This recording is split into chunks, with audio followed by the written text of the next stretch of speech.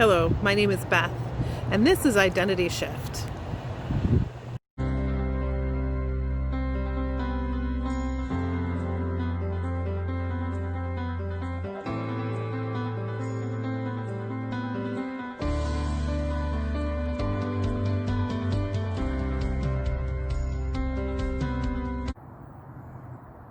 So today I want to talk about being rebuilt, and this for me is a really deep and meaningful piece because I have been in a process for quite a long time, quite a few years, of the old being made new and pulling things out of my life that I don't need anymore, but also rescuing and salvaging things that I do still need.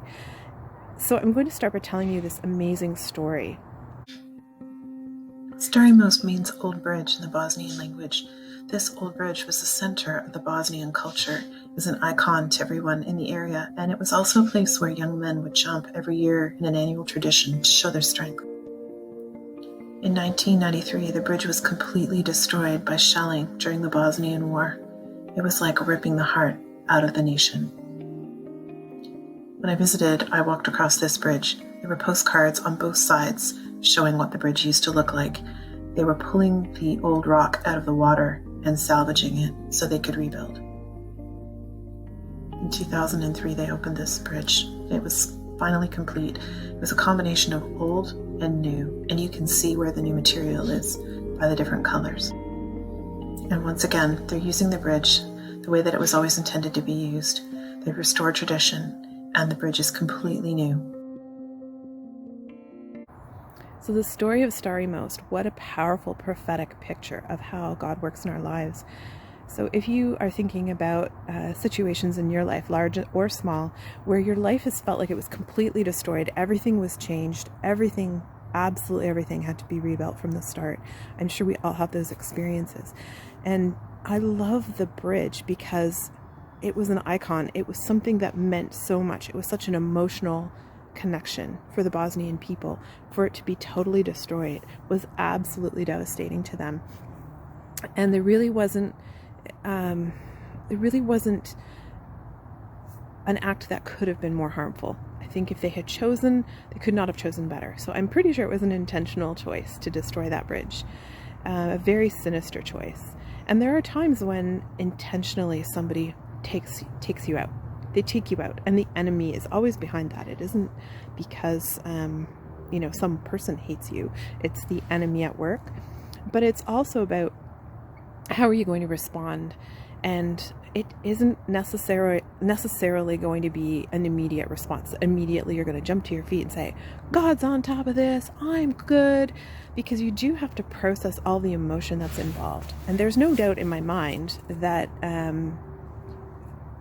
that faith is going to come into play and that you're going to grow, but it is a process. So being rebuilt over years. When we went to Bosnia in 1998, my husband and I, the bridge was that swing bridge you saw, that rope and plank bridge, and they opened the new one in 2004. So they were building that bridge for a long time. So don't be surprised if your rebuilding process also takes some time. And for me, sometimes I look at things that, do I really have to do this again? You have that feeling of, I've done this already. But it is a process of building brick by brick by brick. And some of those bricks are ones that you built before, and some of those bricks have to be made new. And bricks, they take time to dry, they take time to bake. Some of them are faulty, and you have to redo it again. God is patient. I don't know if I am. And then there's the process of rebuilding in terms of what is new and what is old. And that's a process that I always really want to be involved with and have an input on. But God ultimately is going to decide what is going to work. So when I think about this powerful bridge story, I love it. I love it. And I also am challenged by it because I'm looking at my life now and thinking, I was hoping I'd be further along.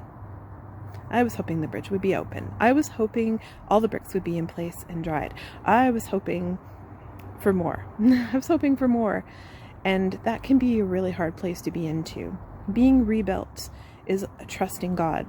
So last week or the week before, I had this picture. It was really, really powerful, and it fits in with this today too, of me in a house. So in case you don't know, my name is Beth. It means house. I am a real Beth, not an Elizabeth, so my name means house. And I've never really been thrilled about that, to be honest, but God's been speaking to me about it, about being a house of his presence. And he showed me a picture of me standing inside the house and holding the 4 walls up. Like I was literally clinging to those walls to keep them in place so they didn't fall down. I was holding so tight that my hands were permanently locked in that position of clinging. And I really relate to that. I'm just not wanting to lose stuff. I don't want to let go of things.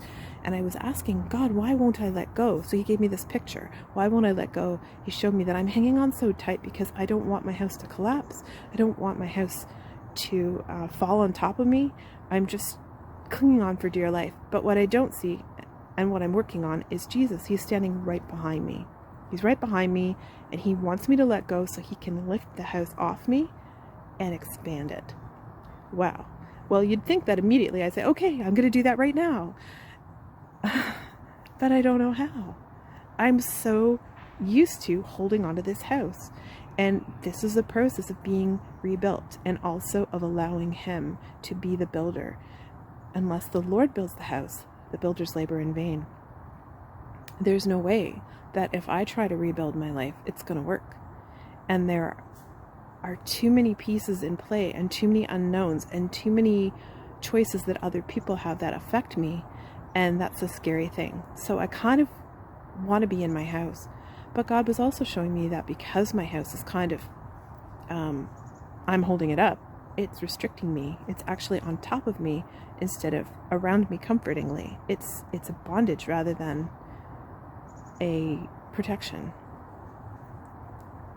So that's kind of uncomfortable as well. But it's real. It's real, and I'm being real. This is part of what speaking out is about, is being real, being truthful. I don't like the truth all the time. I kind of want something nice and something easy. This is a painful season, but it's good. Growth is good. Building is good. But it needs to be him. And I know there's a lot of background noise, but I just had to be out here today. I just had to be out here, and look at that. Look at that. I had to be out here today. So please forgive the background noise. And maybe it's slightly jumpy as well. But I hope that no matter what, you still got out of this what I wanted for you.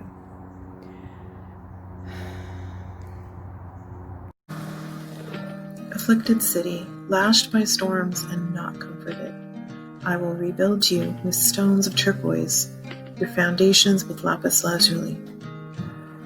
I will make your battlements of rubies, your gates of sparkling jewels, and all your walls of precious stones. All your children will be taught by the Lord, and great will be their peace.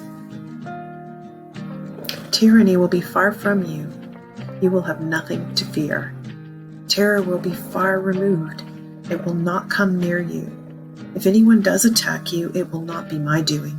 Whoever attacks you will surrender to you. Isaiah 54:11-15, New International Version.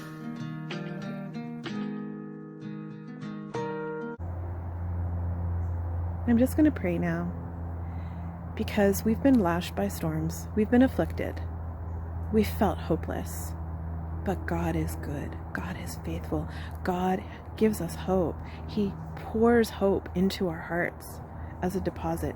And I'm declaring this not because I have got victory, but because I know who God is. I know the character of my Father. I am precious to him. And so are you. I don't want to labor in vain, and neither do you.